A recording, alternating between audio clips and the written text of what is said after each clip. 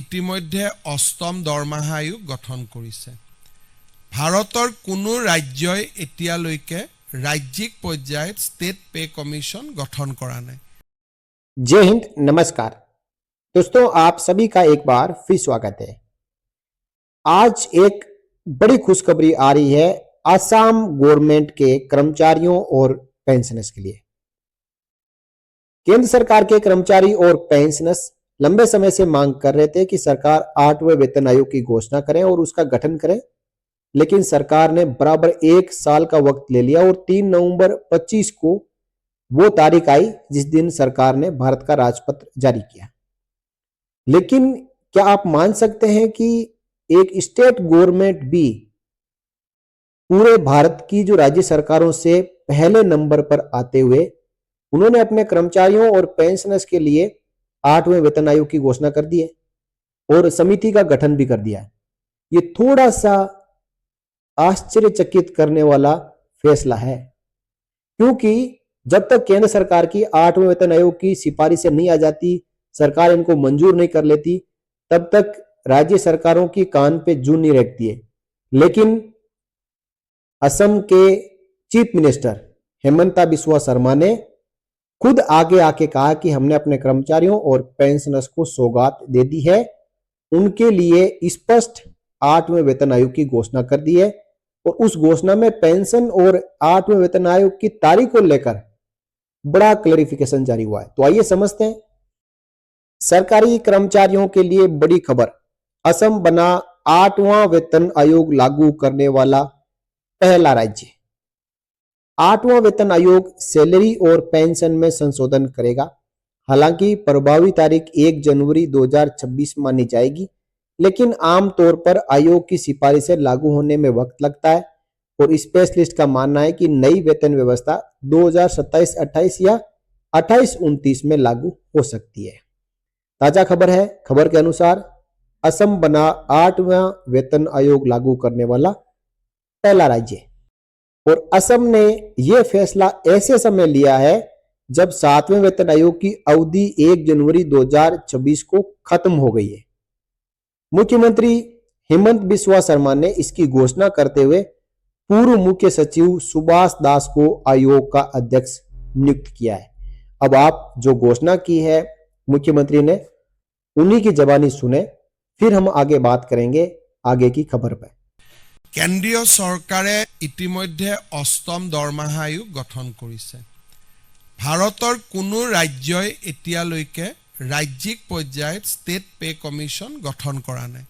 কিন্তু আজি আমি অসমৰ প্ৰাক্তন অতিৰিক্ত মুখ্য সচিব সুভাষ দাসৰ অধ্যক্ষতাত 8th আসাম पे कमीशन কনষ্টিটিউট কৰাৰ সিদ্ধান্ত লৈছো। এতিয়ালৈকে ভাৰতৰ কোনো স্টেট গভৰ্নমেন্টে पे कमीशन कॉन्स्टिट्यूट करा नहीं। तो आपने अभी मुख्यमंत्री को सुना। अब देखिए कर्मचारियों के लिए क्यों अहम है फैसला। असम गवर्नमेंट के जो कर्मचारी और पेंशन भोगी है उनके लिए बहुत ही शानदार कदम है। इस कदम से राज्य के सरकारी कर्मचारियों और पेंशन धारकों में उम्मीद जगी है। 8वां वेतन आयोग सैलरी और पेंशन में संशोधन करेगा। हालांकि प्रभावी तारीख 1 जनवरी 2026 मानी जाएगी, लेकिन आमतौर पर आयोग की सिफारिशें लागू होने में वक्त लगता है और स्पेशलिस्ट का मानना है कि ये वेतन व्यवस्था 27-28 या 28-29 में लागू हो सकती है, लेकिन 1 जनवरी 2026 से इसका एरियर मिलेगा।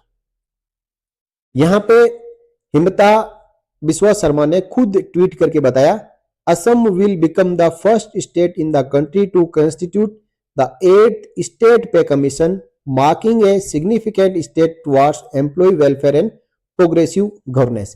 देखिए, जहां पे बीजेपी की सरकार नहीं है वहां तो कर्मचारियों और पेंशनर्स को कोई उम्मीद नहीं है, लेकिन हमारे पूरे भारत में कई ऐसे राज्य हैं जहां पे बीजेपी की सरकार है। तो उन सभी राज्यों को उम्मीद है कि बीजेपी स्टेट गवर्नमेंट उनके लिए भी 8वें वेतन आयोग की घोषणा करे।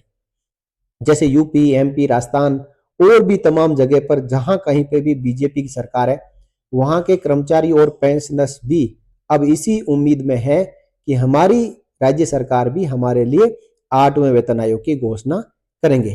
यदि आप भी बीजेपी शासित किसी राज्य से है तो आप इस वीडियो के कमेंट बॉक्स में अपनी बात रखें कि आप किस राज्य से हैं और आपके लिए भी क्या बीजेपी को 8वें वेतन आयोग की घोषणा अभी से कर देनी चाहिए, ताकि जैसे ही 8वें वेतन आयोग की फाइनल रिपोर्ट जो कैबिनेट के पास चली जाए, अप्रूव हो जाए, तो तुरंत राज्यों में भी 8वां वेतन आयोग लागू हो जाए। नहीं तो सरकार, केंद्र सरकार जब 8वें वेतन आयोग को फाइनल करेगी, उसके बाद राज्य सरकारें 8वें वेतन आयोग का गठन करेगी, तो 8-6 महीने तो उनको भी लग जाएगा लागू करने में। तो ऐसा ना हो, जिस प्रकार केंद्र के कर्मचारियों और पेंशनर्स को 8वें वेतन आयोग का फायदा मिले, उसी तर्ज पर राज्यों को भी तुरंत ही मिल जाए, ये सभी राज्यों को करना चाहिए।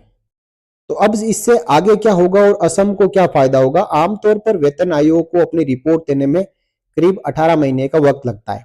इसके बाद सरकार मंजूरी देकर नई सैलरी और पेंशन लागू करती है। असम ने समय से पहले आयोग बनाकर बढ़त हासिल कर ली है, जिससे संभव है कि राज्य के कर्मचारियों को वेतन बढ़ोतरी का फायदा केंद्र के कर्मचारियों से पहले मिल जाए। समय से पहले 8वां वेतन आयोग बनाकर असम ने यह दिखा दिया कि वे अपने कर्मचारियों के हितों को लेकर गंभीर है। अगर सिफारिशें जल्दी आ जाती है तो असम के कर्मचारियों को वेतन बढ़ोतरी का फायदा सबसे पहले मिल सकता है। देखिए, यहाँ पे केंद्र से भी आगे निकलने की होड़ में है असम गवर्नमेंट। देखिए, रिकमेंडेशन, हालांकि जो केंद्र की रिपोर्ट आती है उससे राज्यों का ज्यादा लेना देना नहीं होता है। राज्य अपनी ओर से अलग से वेतन आयोग का गठन करती है और सिफारिशें सरकार को भेजती है और उसके बाद में लागू करती है। लेकिन कुछ एक जो रूल्स है वो केंद्र की 8वें वेतन आयोग की समिति के अकॉर्डिंग राज्यों में चलते हैं। जैसे कि पहले ग्रेड पे था, उसके बाद में जो पे मैट्रिक्स है और साथ साथ इंक्रीमेंट का है, डीएडीआर का रूल है, ये राज्य सरकारें अडॉप्ट करती है। तो यहाँ पे पहले आने की तो उम्मीद नहीं है, लेकिन समय रहते असम गवर्नमेंट ने 8वें वेतन आयोग की घोषणा कर दी है। तो ये उम्मीद जरूर है कि जैसे ही केंद्र की रिपोर्ट आ जाएगी, केंद्र के कर्मचारियों और पेंशनर्स के लिए 8वां वेतन आयोग लागू हो जाएगा, उसी समय से असम गवर्नमेंट के कर्मचारियों और पेंशनर्स को भी फायदा मिलना शुरू हो जाएगा, क्योंकि समय रहते असम गवर्नमेंट ने 8वें वेतन आयोग का गठन कर दिया है। अब देखिए, कुछ की समरी है जो 8वें वेतन आयोग की जो असम गवर्नमेंट ने अनाउंसमेंट किया है। तो अनाउंसमेंट जनवरी 2026 में हुआ है और पूरे देश में पहला राज्य बन गया है असम, जिसने अपने कर्मचारियों और पेंशन भोगियों के लिए 8वें वेतन आयोग की घोषणा की है। Announced by CM doctor Himanta Biswa Sharma, यानी असम के मुख्यमंत्री डॉक्टर हिमंता बिस्वा शर्मा ने इसकी घोषणा की है। और इसका गोल क्या है? Revise salary allowances and pensions. Clear है बिल्कुल। केंद्र के जैसे ये नहीं है कि पेंशन का नाम ना लिखे, यहाँ पे असम गवर्नमेंट ने क्लियर सैलरी, पेंशन और भत्तों को रिवाइज करना है, ये मकसद बता दिए। अब देखिए, इसमें लीडरशिप और मैंडेट क्या है। देखिए, इसके चेयरमैन होंगे श्री सुभाष दास, जो असम के एडिशनल चीफ सेक्रेटरी रह चुके हैं। और इसकी जो टर्म्स है वो होगी टर्म्स ऑफ रेफरेंस की examine existing structure, recommend revisions, review benefits, consider service principles. Clear cut terms of reference दे दी गई है। टाइमलाइन क्या दिया है? 1 जनवरी 2026 से लागू होगा। जहां केंद्र सरकार ये कह रही है कि हमने अभी तक तारीख का ऐलान नहीं किया है, असम गवर्नमेंट ने तारीख का ऐलान भी कर दिया है कि 1 जनवरी 2026 से असम के कर्मचारियों और पेंशन भोगियों को फायदा मिलेगा। रिपोर्ट सबमिट करने के लिए 18 महीने का वक्त दिया है और 26 या 2027 अर्ली, इस दौरान में 8वें वेतन आयोग के पे आउट हो सकते हैं। अब सिग्निफिकेंस क्या होगा? प्रोएक्टिव गवर्नेंस है, significant step for employ welfare और steps president for other states. दूसरे राज्यों को भी आईना दिखाया है कि हम 8वें वेतन आयोग की घोषणा कर सकते हैं, तो आप भी करिए। अब स्टेक होल्डर रिएक्शन क्या है? जितने भी असम के यूनियंस है कर्मचारियों और पेंशन भोगियों के लिए, जैसे कि एसएकेपी और एडब्ल्यूएसएम, इन्होंने स्वागत किया है। अब इनकी डिमांड क्या है कि जो पेरिटी विथ सेंट्रल गवर्नमेंट और रेट्रोस्पेक्टिव इंप्लीमेंटेशन, रिमूव एनोमलीज, ये इनके मेन मुद्दे हैं कि जो पे पेंशन है वो केंद्र के कर्मचारियों पेंशन भोगियों के समान हो और रेट्रोस्पेक्टिव इंप्लीमेंटेशन हो और तीसरा है कि जो एनोमलीज है, विसंगतियां है जो 7वें वेतन आयोग तक रही है, उनको दूर किया जाए। दोस्तों वैसे तो असम के सीएम शर्मा जी हमेशा बेबाक अंदाज में रहते हैं, वो जो कहते हैं वो लो की लकीर होती है, और यहाँ पे भी उन्होंने बाजी मार ली। देश भर में सभी राज्यों से उन्होंने अपने आप को पहले स्थान पे पा लिया कि मैं अपने कर्मचारियों और पेंशन भोगियों को 8वें वेतन आयोग दूंगा, और उसकी घोषणा करता हूं, और 1 जनवरी 26 से दूंगा, जिसमें सैलरी, पेंशन और अलाउंसेज का रिवीजन होगा। तो वेलकम योग्य कदम है असम के चीफ मिनिस्टर का। बहुत ही अच्छी खुशखबरी असम के कर्मचारियों और पेंशन भोगियों को दी है नए साल पर। इसी प्रकार अन्य राज्य सरकारें भी जल्द से जल्द अपने कर्मचारियों और पेंशन भोगियों के लिए 8वें वेतन आयोग की घोषणा करें। इसी उम्मीद के साथ इस वीडियो में इतना ही। वीडियो को आप शेयर कर सकते हैं, अच्छा लगा हो तो लाइक कर सकते हैं। आगे भी अपडेट पाते रहने के लिए आप चैनल को सब्सक्राइब कर सकते हैं। फिर मिलेंगे, तब तक के लिए जय हिंद।